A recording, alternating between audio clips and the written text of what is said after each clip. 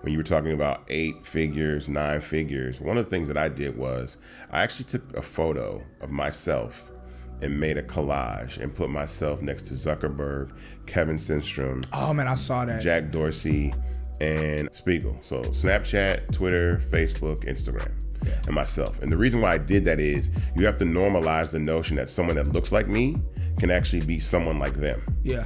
And that is something that makes a lot of the establishment uncomfortable, and that they don't want to happen, because I understand that there is an extremely exploitive, predatory relationship between Black culture and social media. Black culture is the economic engine of social media. Yeah. It's literally the cool sauce that makes it run. Yeah. Right? So Facebook can be a great car. The gas is Black folks. Yeah. The gasoline is our clapbacks on Twitter, our dances on TikTok, our skits on Instagram, everything that we do, like all the culture things that we create and we do, those are the things that make these platforms powerful. Yes. Given enough that I think one of the very first VCs, and it might have been that first VC that I talked to, their question was, why would you want to go up against Facebook and Mark Zuckerberg and Instagram? Whoa. They said, why would you want to do that?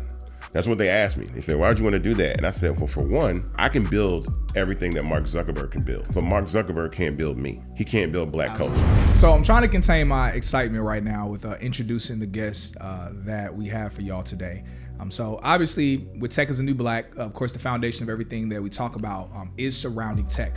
We discussed breaking into tech, scaling in tech, and then launching your own tech business. That third piece is something that we rarely talk about. Well, not only do we have a guest today who has launched his own tech company, but it's really unique in terms of what the tech company is. So everyone who is watching or listening right now, you are on some version of a social media platform. Well, this guest today has launched a social media platform that I believe, and many others agree, is the future of social media, which is Fanbase. So everyone, I want to introduce you to our guest today, Isaac Hayes III, also known as the founder of Fanbase. Hello. Bro, thank you so much for being here, man. Hey, man, thanks for having me, man. I really appreciate it. I don't even think you know how, like, initially a homeboy of mine, Keith Dorsey, he was like, yo, no, man, you should connect with him and stuff. And I was like, yeah, I heard about him. I seen him. I see the waves and stuff of what Fanbase is doing. And he was like, bro, like, you should connect with him. He was like, man, potentially, if he has like the bandwidth, he might be able to come on the show. And initially in my head, I was like, that's a long shot. And I'm always the type where I'm like, okay, well, we'll build up one day to have like a status enough to like have someone, of your level come onto the show. And so we're not even at the level yet that I wanted us to be at to bring you on. So very humbled, grateful just for you to be here, man, just with everything you and Fanbase are doing. There's no such thing as a level that you got to be on to have somebody on your show. And there's no level that is too low for me to be on a podcast or that's not, man, that's not, no. You're Black. It's a dope show. You reached out. I want to do it. I love That's that. what we do. Thank you so much for Absolutely. that. Eric, we legit gonna have to get some of those little bomb sound effects and then like I have those on a Rodecaster, that my air horns and you know what you did, Eric did put when we were when he had laid out for me all the things we needed to order. One of the things he did lay out was like a board that I'm sure has sound effects. I think that's one of the only things we don't have. So yeah, we do need to go ahead and kind of copy from what you have. I'm finna take that clock. Yeah. Yo, I'm so here for it, man. So here for it. So let's go ahead and jump into it. So what is Fanbase, and how would you describe Fanbase differing from what we've seen already on social media, or what we haven't seen with other social media? So Fanbase is a free to use social media platform that allows you to monetize your life if you so choose. I think it's first and foremost a community, a social media platform, but I think more importantly, it's an opportunity for people to actually make money from their social, which nobody really has ever done. Yeah. Like to really just start out like with the intention of letting people actually monetize their content as opposed to being the source of monetization for the platform. Yeah.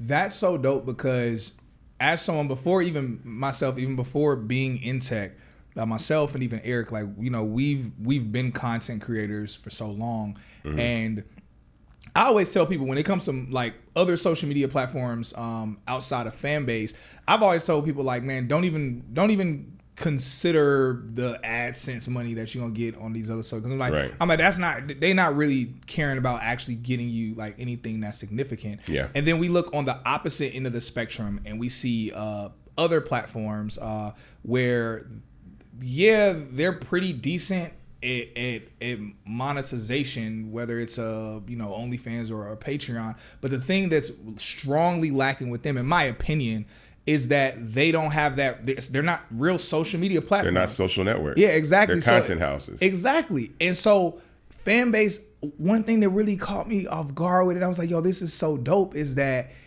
it really houses both extremely well. Yeah. Man. Thank you. Yeah, no, and and again, as a content creator, I mean, thank you for what it is that you're doing and what Fanbase is doing. I think, well, the first thing is I consider every single person on social media a content creator.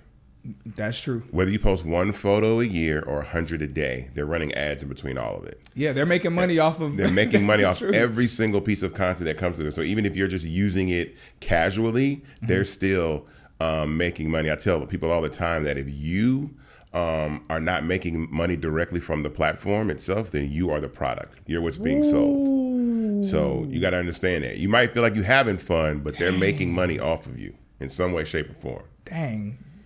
We having fun, they making funds. Yeah, absolutely. That's a whole bar what you just said. Yeah. I love that so much. So what led you to start Fanbase? I had no plans of getting into tech. Yeah. I was, a music producer by trade. I was managing my late father Isaac Hayes' estate. That's where the drip comes from. It comes from the background of being a producer, and then I mean, I was just casually, enjoying life. But I'm passionate about Black culture and Black people. Yeah, I'm really, entrenched in Atlanta's political scene. Man, I see that online. You are really in it. I'm always looking out for us because Atlanta's just the most amazing city, and we got to maintain this city. Yeah. So, ironically, I was born in Memphis. Got to Atlanta when I was like 3 years old, and I was on Instagram, and this young man from Memphis went viral for dancing in a Spider-Man costume. He goes by the name of Ghetto Spider, and I just shot him a DM and said, "Congrats, young Memphis," because he really went viral. Like it was like he was everywhere. Yeah, and he hit me back in my DMs. Was like, "Are you a manager? Do you manage like, content creators or whatever?" I was like, "Nah, I manage my dad's estate, not really." He goes, "I need a manager." Like he was really like, he wanted to come to Atlanta and talk. And I was like, "Oh, hold on. Let me think about it." He's like, "Even if you ain't a manager, I want you to be my manager." Yeah, like, yo, what's going on? So I said, "Let me think about it." And then I got out of the DM and I was like, this kid is having the moment of his life, but he does not know how to monetize it because he doesn't own Spider-Man. Yeah, exactly. You know what I'm saying? And so if Marvel and Disney want to shut him down at any moment from making money off their IP or using it, they could. They haven't yet. They've been really good to him, which I think is dope. Yeah. But I was like, we need an app where people can subscribe to people like Netflix, like directly to the person, right? And then that was the idea. That was the birth of like, okay, I got to build Fanbase because, OnlyFans had come out the year before. It was called Fans Only, and I was familiar with Patreon, and I really just did some research about platforms that monetize content, but there were no social networks. They're just like OnlyFans is heavily pornographic. Yeah. And they make a ton of money, don't get me wrong. Like, both sites are very, very successful, but I was saying collectively as a group of users, everybody should have that same ability to do so, but then put it in a social environment. Yeah. And so then I was like, I got to build it. So then I was like, I don't know anything about tech. So I know some people from the Gathering Spot in Atlanta, Georgia, if you've ever been there. Shouts out to Gathering Spot. Yeah, shout out. So I met Jewel Burks, Justin Dawkins, and Barry Gibbons just by being a member there. And those were my first initial tech senseis, I call them. And they showed me the ropes about what it means and all that kind of stuff. So I was like, okay, I listened to them for probably a good month or two, picking their brain, and they were so kind to do so. And so then I said, okay, now I got to build this thing. So I invested my own money. I spent like $200,000 of my own money to build the very first version of Fanbase. But I'm a record producer, so I was able to advance myself some royalty money, and said, let me take a chance on doing this, and I built it. And then we had about close to 10,000 users in the first year. I didn't tell anybody I built it. There was a reason that I didn't, because I had this apprehension of me being a black founder of a social media platform and how people would respond to that. So I didn't tell anybody I built it, nobody that I even knew. I just wanted to see who would use it. But the reason behind that was because I know that if I ever raise money and I say, well, how did you get a user base? And I would say, oh, I told this person and that person. They'd be like, that's not real growth. We need organic growth. So I left it alone. We got to about 10,000 users, and one user made about $6,000 in a year off of about 10,000 users. I say, okay, it works. Yeah, exactly. People will subscribe to other people. People just have to understand that they can do that and be, forward thinking about how they're going to do it. Because most people have no idea or even feel uncomfortable about charging for content. And so that was really that. From that point on, we were about to move into the pandemic, and I was going to raise money, and then that's when everything changed. So yeah. So how did that? So leading into that, so everyone's very familiar with the pandemic and how that's affected everybody individually. Yeah. But how did that change things for Fanbase? So a couple things. I only have the experience that I have as a musician and someone in the music industry. Yeah. And so all I could only do is compare tech to the music, or use it as a relatable. Oh, we love analogies. Yeah, right. We love analogies. So what I realized is tech and the record industry are pretty similar, meaning the VCs are like the label, and then the apps, startups are like the artists. So if you have no traction, you're just a kid off the street, they're gonna say, we'll sign you to a deal. We'll give you $150,000 for 25% of your company. And that always never makes sense to me. Like, that's too much. Yeah. So knowing that you kind of got to get yourself hot before you talk to them. Exactly. And so I had one meeting with a VC, and it felt like a record company, like, oh yeah, they were really kind of dismissive. And I was like, okay, I don't like this. Yeah. So then COVID happens, and I was going to raise money, and then we couldn't move. So, everybody was on lockdown. Okay. We were just like, everybody was inside. And so equity crowdfunding, I got introduced to equity crowdfunding from a friend of mine named Dawn Dixon.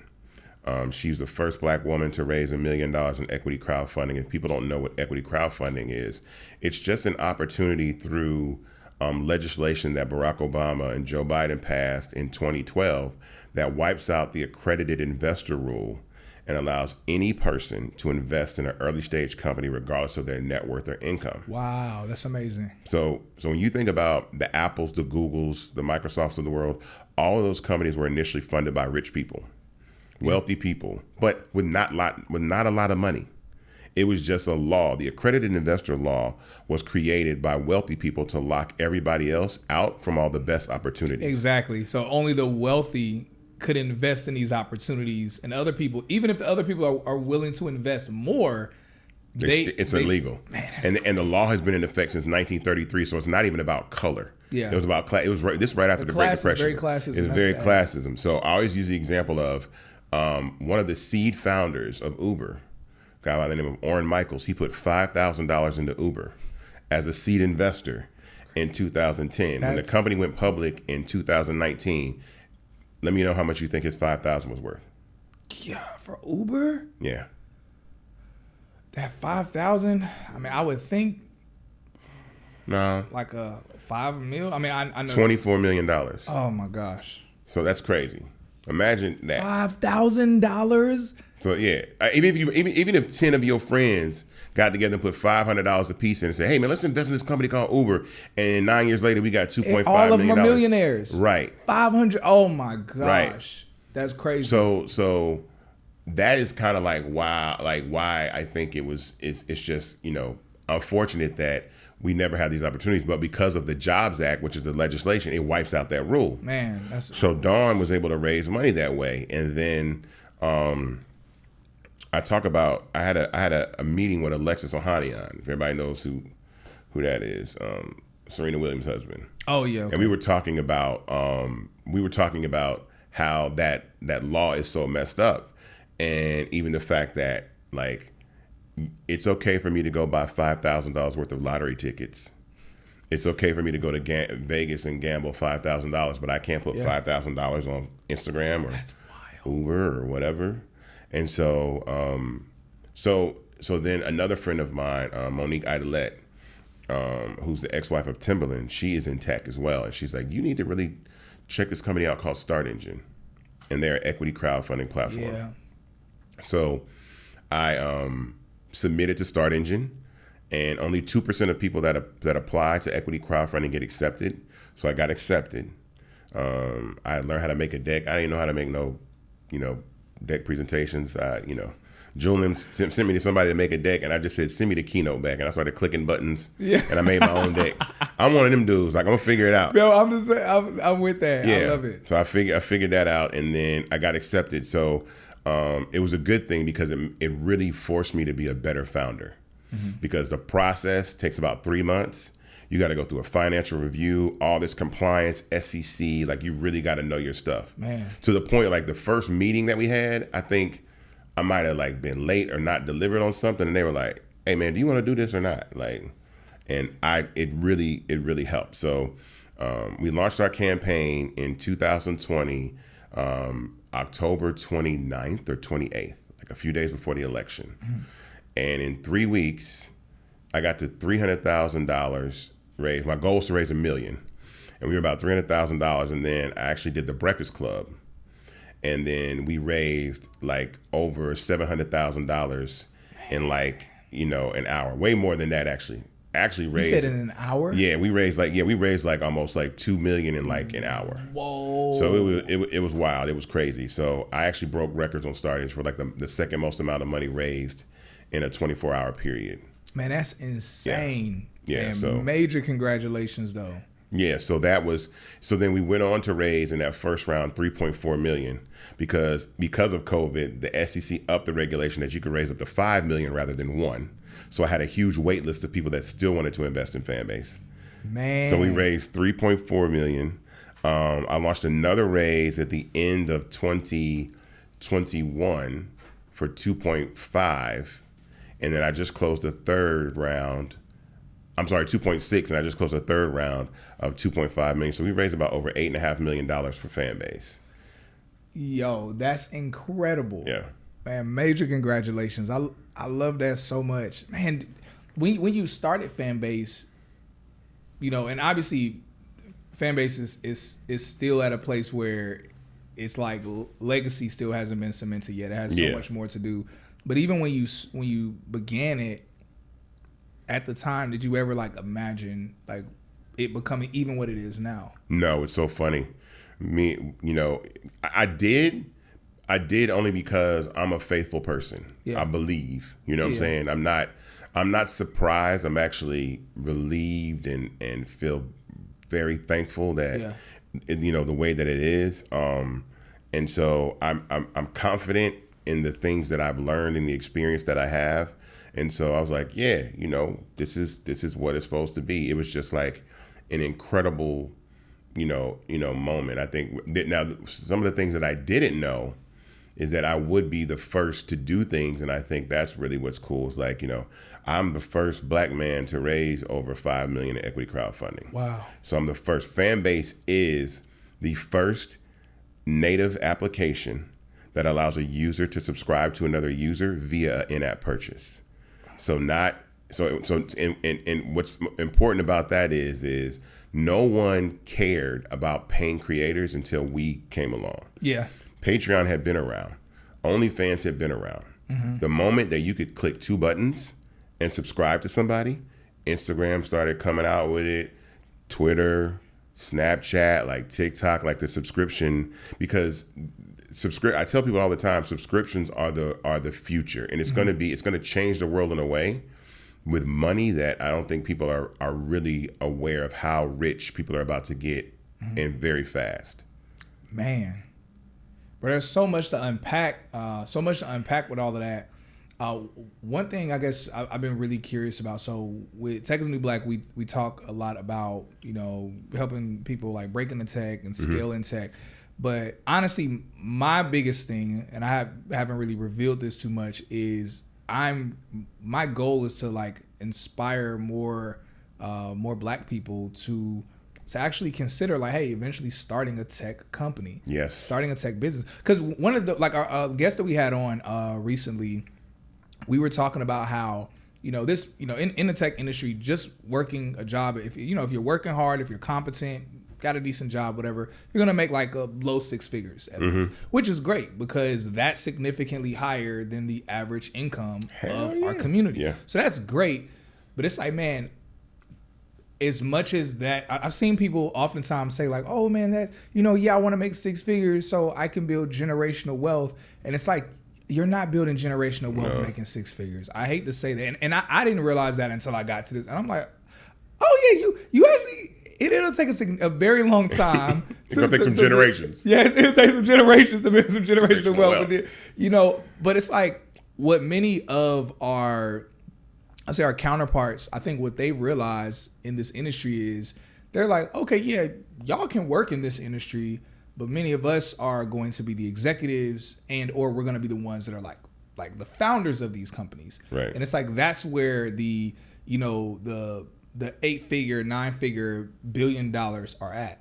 And so, and that's the real wealth that's being built. Absolutely. Out. That's the real power that's being built out. And again, nothing's wrong with the six figures. That's good. Because again, that still gets people like at a good place. Mm-hmm. But it's like in terms of like, yo, us as a community, if we're trying to really do some big things, some really big things, we have to start looking at the 8 figures, the 9 figures and beyond that. So what would you say, you know, are some things, let's say there's someone who they're looking to be like, hey, I might want to start a tech company. Let's say they have like a good idea for something, and maybe they're like the younger Isaac, where they're like, I don't know anything about a tech company or this or that. What are some basic things you would suggest for them to look into so that maybe they can kind of prepare themselves and set themselves up to maybe step into, if they have a business and they're like, oh, this technically could be a tech business in some type of way. What are some keys that you would give? Well, I mean, just recognizing where technology can fit in your business. You should always consider technology in whatever you're building. I mean, if you have a great idea and it works and it's something that you can scale without considering tech, but always think about ways that technology can make, you know, your business a lot more efficient and help you grow. And then for me, like, just, I'm a little different because I've been a career entrepreneur. Like, I haven't had a job since I was 20 years old. Like, I haven't worked for another person since I was 20. But that was just that was a gamble of mine. So I'm very used to, like, I'm very comfortable with living uncomfortable. Yeah. So when you're living like you don't know where your check coming from and all that kind of stuff, I'm 20 years into that. Like, you know, I'm cool. It's like living outside in the jungle. Like, nothing bothers me like that. Yeah. But a lot of times people are afraid of that. So one thing is, I think there is a bit of entrepreneurship that has to come with that. That's the first thing that I have to say. You have to kind of be able to let go of one to do the other. Yeah. And it's very, very scary to leave like the security of a job or the things that you want to do and make a leap to go forward and say, I'm going to start this business. And it's extremely important that, you know, I you know, express myself in a way that I'm going to be able to do that. So you got to be fearless for real. Yeah. Yeah. Man, absolutely. That's good. And that's really helpful. So one of the things that I've noticed about you and I appreciate about you, like you're a man of conviction where, you know, not only is Fanbase different and unique and needed as a social media platform, but also you as a founder are very unique and different from like typically a lot of founders from what I've seen are not Black. Yeah, in social media. First and foremost, they're not Black. That's the biggest thing. Yeah. But something else, many of them typically try to play the fence in terms of their views with things. And, you know, they try to play the fence. They try to almost kind of make everyone happy, or they just try to stay out of certain conversations as much as they can. I've changed a lot since. Trust me, before Fanbase, it was worse. Oh, but it was worse. But I understand that technology doesn't have a race, it doesn't have a religion, it doesn't have a sexual orientation. And so, you know, I personally believe in the freedom of anybody to express themselves the way they want to. Yeah, but a lot of times you can't be like, well, I don't want people to feel like a Republican couldn't get on Fanbase. Yeah, definitely. Or you know what I'm saying? Like I don't feel comfortable because like like Fanbase is literally for everybody. And the part that something significant that you said and something that I did when you were talking about 8 figures, 9 figures, one of the things that I did was I actually took a photo of myself and made a collage and put myself next to Zuckerberg, Kevin Systrom. Oh man, I saw that. Jack Dorsey and Neil Patel. Was Spiegel? Spiegel. Okay. Spiegel. So Snapchat, Twitter, Facebook, Instagram. Yeah. And myself. And the reason why I did that is you have to normalize the notion that someone that looks like me can actually be someone like them. Yeah. And that is something that makes a lot of the establishment uncomfortable, and that they don't want to happen, because one of the things that, and this is extremely important, which I became fearless about in building the company, is that I understand that there is an extremely exploitive, predatory relationship between Black culture and social media. Black culture is the economic engine of social media. Yeah. It's literally the cool sauce that makes it run. Yeah. Right? So Facebook can be a great car. The gas is Black folks. Yeah. The gasoline is our clapbacks on Twitter, our dances on TikTok, our skits on Instagram, everything that we do, like all the culture things that we create and we do, those are the things that make these platforms powerful. Yes. Given enough that I think one of the very first VCs, and it might have been that first VC that I talked to, their question was, why would you want to go up against Facebook and Mark Zuckerberg and Instagram? Whoa. They said, why would you want to do that? That's what they asked me. They said, why would you want to do that? And I said, well, for one, I said, I can build everything that Mark Zuckerberg can build. Yeah, I'm confident in my team. My CTO Ramiro is an incredible CTO. Our team is extremely talented, but Mark Zuckerberg can't build me. He can't build Black culture. I love that. That's why I was not afraid. I was like, I'm not, because people look at people and people make the assumption that all of these platforms are going to be around infinitely, like they're going to last forever. Nope. You know what I'm saying? If you looked at like who the #1 retailer was in the United States in like 1980, it was like Sears, Roebuck. Right now it's Walmart, and probably in the future it'll be Amazon. Yeah. Nothing lasts forever. And so I have a belief that every single social media platform has a lifespan, even including Fanbase. It will live and it will die. And so it's made relevant by the generation that makes it relevant, and then those people grow up, and then other people come on board. Yeah. So, you know, MySpace is dead. Facebook's a senior citizen. Yes. Instagram's a middle-aged adult. Snapchat's a millennial. TikTok's a centennial. And I built Fanbase to be Generation Alpha. And I said that because kids are always going to want to be on apps that their parents are not on. You know what I'm saying?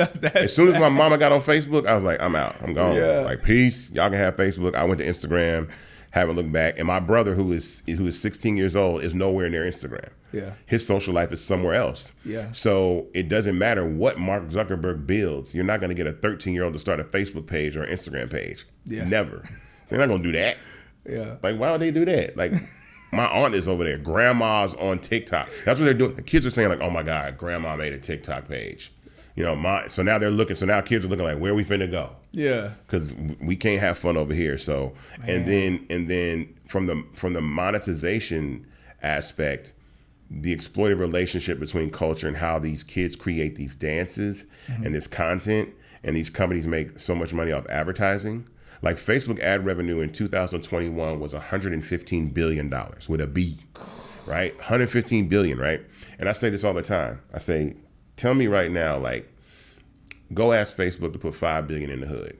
Like, you guys contribute so much to the culture and make this app so popular. Go put $5 billion in Chicago or Baltimore or Atlanta, you know what I'm saying? In Houston, New Orleans, whatever it is, to build community centers where kids can create content and do all these types of cool things they have.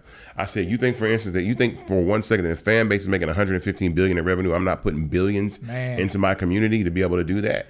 So it's a very important situation, because now you're taking the culture and the tech and you're putting it up under one umbrella. And they're looking like, well, where do we make our money? where do we exploit the culture? If he's the tech and the culture, Yeah. where do we get in? And that's a problem. And I like that. If you're not pissing people off, if you're not disrupting, then you're doing something wrong. And so that's one of the reasons why, like I said, I'm so passionate, because I want to disrupt. And I think Fanbase is going to be one of the most disruptive platforms that's ever existed. But I don't think people really see. I talk about it all the time. I sound like the scientist in the movie, in the asteroid movie. They're saying it's coming, like it's like winter's coming on Game of Thrones. Yeah, I've been saying that for so long, and now that people see it, they're like, I think this MFer might be right. Yeah, I think nigga right. Because it's like Elon bought Twitter, and they were like, oh shit. And then TikTok might get banned in the US, and everybody's getting frustrated with Instagram, and Mark Zuckerberg's trying to build a metaverse, and they were like, well, what's going on with social media? And I'm just over here like, I'm telling y'all, these subscriptions finna come in and make so much money. It's just a $1 trillion industry that's about to hit very hard. Man, dude, you said so much, like even things I wasn't expecting you to share. Oh man, you went so many different angles, and I'm like, man, my mind's kind of racing with all these different tangents that I want to go in. But I want to stick to the stuff that we decided we were going to talk on. So, man, I'm such a fan. I'm such a fan of like Fanbase and what y'all are doing. I love the fact that you kind of saw everything, like you're a visionary. You saw everything ahead of time. And what's so wild to me is that you were relatively new to the space, and I think maybe that's part of what makes you so unique and so well poised for this industry, because you didn't come from the angle that many others came from, where many others came from a very technical background, or they were in the industry, so they saw things a certain way. That's a gift and a curse. Yeah, but because of where you've come from, you come from a culture, a group of people that are naturally creative. Yeah.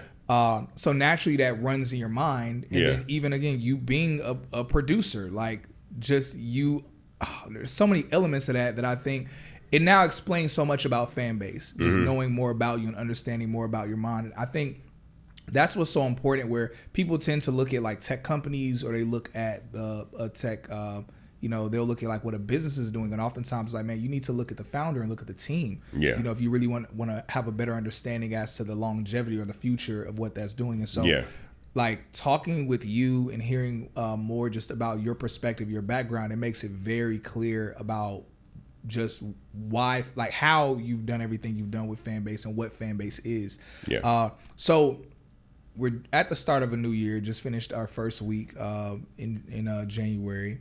We have an entire year ahead of us. What do we see? What do you see for Fanbase at the end of the year, end of 2023? Well, we definitely want to, go to Series A.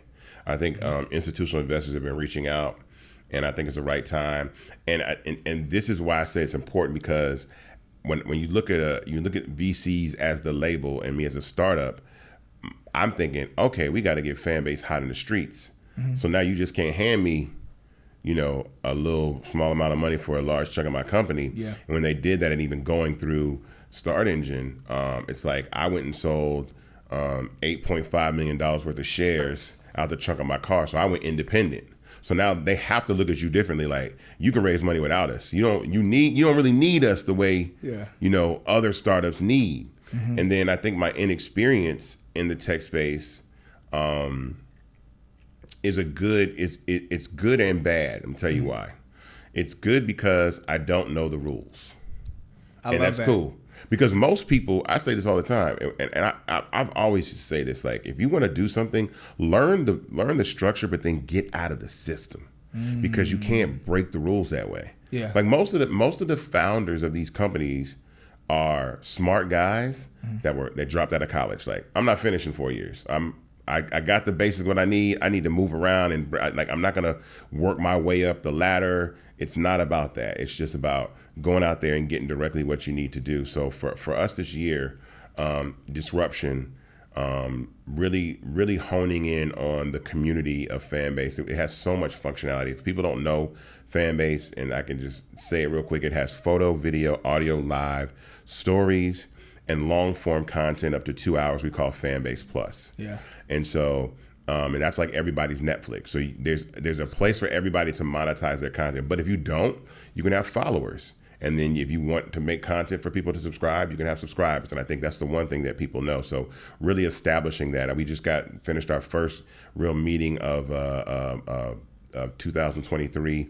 I set the company OKRs for myself. The other teams have set OKRs. If people don't know what OKRs are, objectives and key results.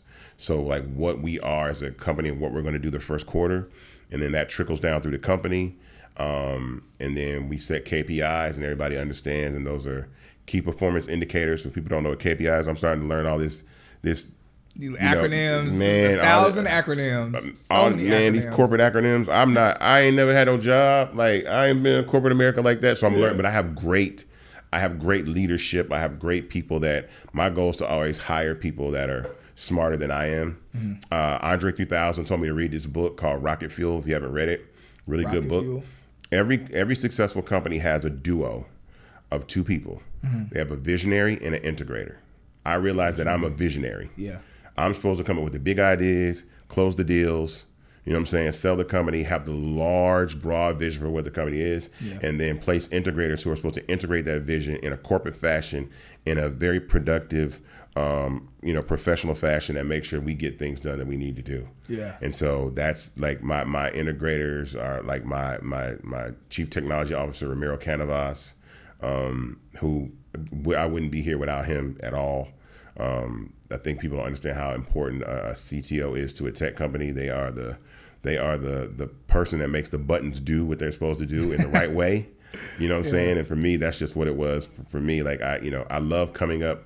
I love being able to throw something at them, and they're like, "Oh, we can build that." And I'm like, "Y'all really okay?" They've never let me down. They've never let me down, which gives me confidence. Yeah, because now it's like okay, whatever I can imagine, whatever I can dream of, they can build. That's beautiful. And so my ideas get stolen all the time by these other companies, by the way. That's why I love it. It's like this is a good thing that happened. When we first started building Fanbase, Apple told us we could not do what I wanted to do. Said you cannot have an app that allows you to subscribe to somebody via in-app purchase. There's a particular reason why, because they create this thing called a subscription profile. Oh, so you mean when you say Apple said no, you mean like in terms of like the App Store? Okay. The App Store would not let us build initially what I wanted to do. Yeah. Which is ironic. Which is I want to make an app where somebody could subscribe to somebody with a click of a button and subscribe. And so when you subscribe to something like Netflix or Spotify or something, Apple on the back end has a thing called a subscription profile. And they said, we're not going to let you build an app where you could have somebody could subscribe to 100 people and you want 100 million users, and we got billions of subscription profiles to keep up with. So Ramiro was like, he said, I thought we was done. I was like, man, I just took all this money and invested in building this shit. He goes, no.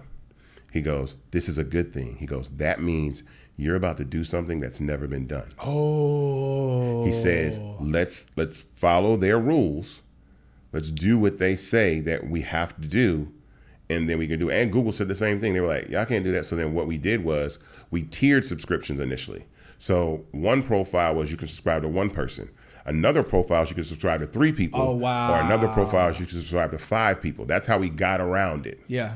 So then we heard that Instagram was doing like subscriptions. And we hit up Apple and be like, wait a minute, how is Instagram able to do what you said we couldn't do? Yeah. And they go, oh, well, we've had a change of heart about subscriptions. And so you should really reach out to the subscription team to see kind of like what's going on. And so they came out with subscriptions. Yeah. And ours function that way now, but that was my original goal, which is just click a couple buttons and subscribe. And so I think that was extremely important. It's validating that process and understanding that your CTO knows what the hell they're doing. Yeah. We're building something that is groundbreaking. I'm going to give you a couple stats and I think some information I think people need to know, which is extremely important. One, this is why I say subscriptions are going to take over. Even for your platform or anybody listening, there are 7.5 billion people on the planet with a smartphone, right? Almost 94% of the planet has a smartphone. Whoa. Right? So everybody. I did not know that many people. Yeah, that's crazy. Right. Now, I'm going to ask you a question. Out of those people, how many people do you think have a Netflix subscription? Out of 7.5 billion people. Oh, man.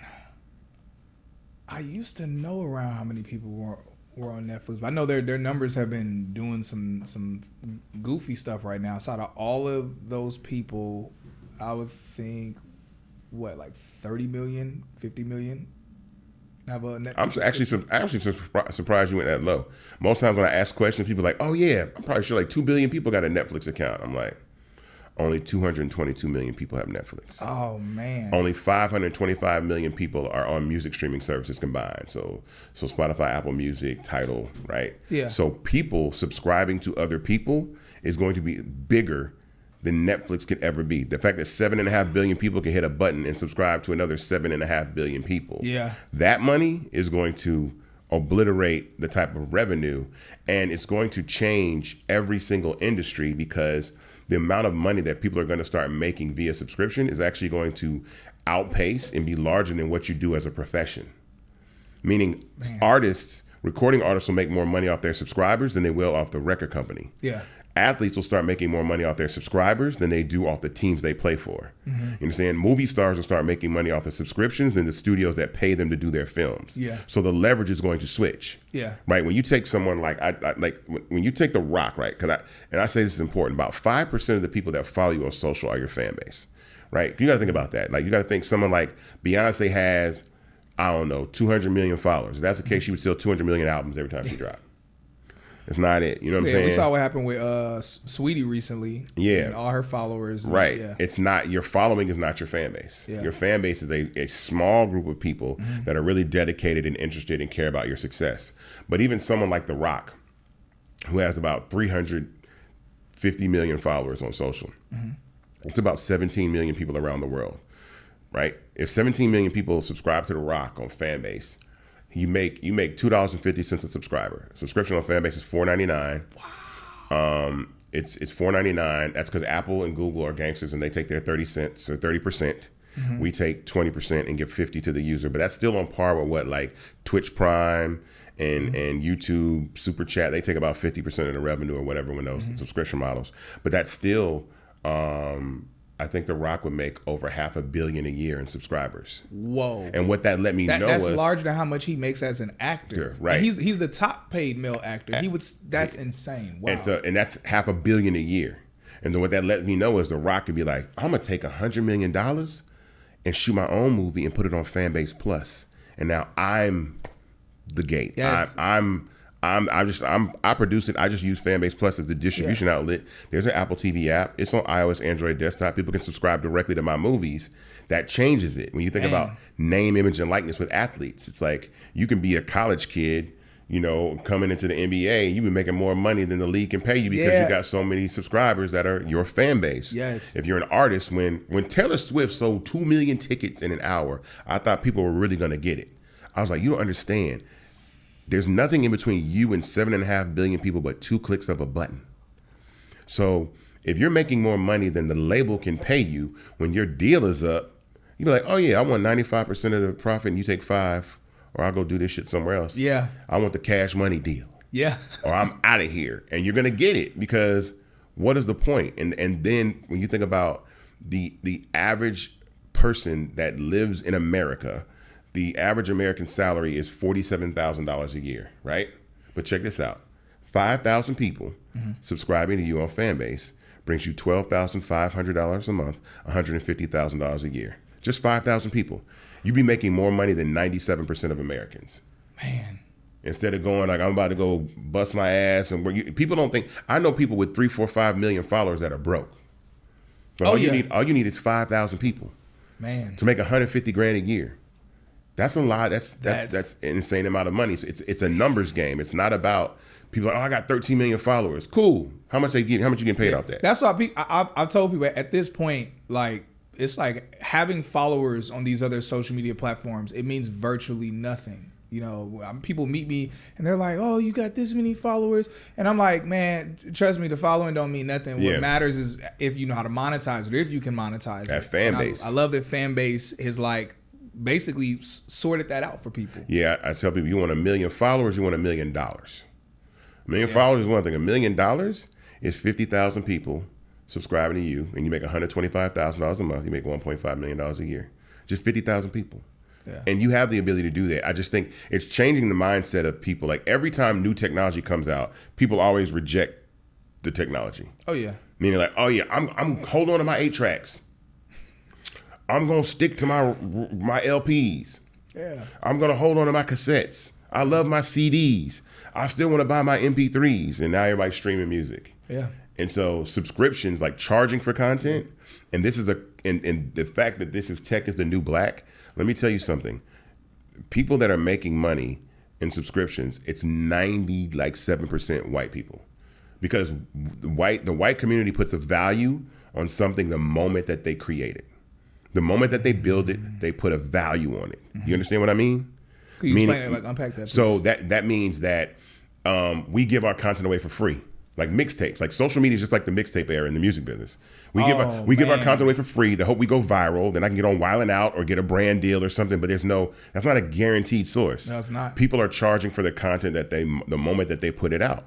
So you ain't never seen a country mixtape, a EDM mixtape, a pop mixtape. Yeah, mixtapes are just in the black community, right? Black hip hop. I said, if me and you were to start a business today, and we were gonna sell muffins, and we had to give all of our muffins away until Tyler Perry walks up and eats a muffin and says, "This is the best muffin ever. Go buy it." We wouldn't be in business very long. Yeah, that's exactly what people are doing. They're giving away their IP away for free until someone recognizes them. Then they go viral. Then they got to turn that moment into money. Yeah, you know how hard that shit is. That's crazy. And 99% of the people that do that, it never happens. How many people you know have done a dance challenge and done 2 of them? There's been only one Shiggy challenge. There's been only one Junebug challenge. There's been only one Renegade challenge. There's been only one Savage challenge. Like those individual people have only done it one time. Virality is that. It's virality. Yeah. It's unpredictable. You can't control it. Yeah, you can't. But subscriptions, you can control. Man. You can absolutely say that. And I don't want us to run over time, but I think there's some things that are extremely important that have to be said. No, please. We build industries like black, especially African American culture. We're the smallest culture group on earth, smallest, right, and youngest, about 600 years old, right? But we're the most influential. Yeah. Right? Trillion dollar, culture. Everything like how we dress, how we talk. It's impossible to sell anything as being cool without the assistance of black people. Oh, definitely. You need our music, you need our dance, you need something from us to do that. And those are multi-trillion-dollar businesses. And when I told people, I had a chance to talk to Grandmaster Flash. I met him for the first time via FaceTime from my boy Dre. And I use him as an example all the time. I said, the moment that you DJ'd on 2 turntables and a mixer, someone should have pulled you to the side and said, do not show an MF for what you just showed me. Let's go figure out how to build turntables and mixers. Because everybody that does that is going to need those. Fast forward, the invention of DJ culture is now a solid piece of hardware.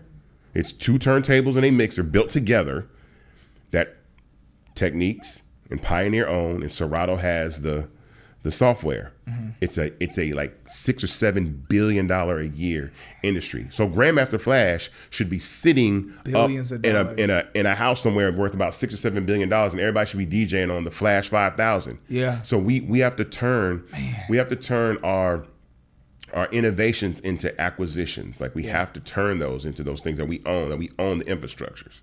You know what I'm saying? We have to turn that, because without it, like it's the same thing for car companies. It's like every car got TVs in the headrests, LEDs, ceilings and the lights. They got the best sound system. They got rims. It's very plush and comfortable. We were doing that when my dad had a Cadillac with a TV in it. That's the truth. But do we own Chrysler? We don't own Ford. We don't own it. So our innovations have to become acquisitions. We have to own the infrastructure. So social media, we innovate social media. But do we own Facebook, Instagram, Twitter? We don't. That is the reason why I built Fanbase. Everybody can use it, but someone has to own it, because the opportunity and the power that you can do with owning a platform like that, there's so much good, there's so much positive things that can come to the black community. There's so much, just amazing stuff that can be done, and so much opportunity given to everybody across the world.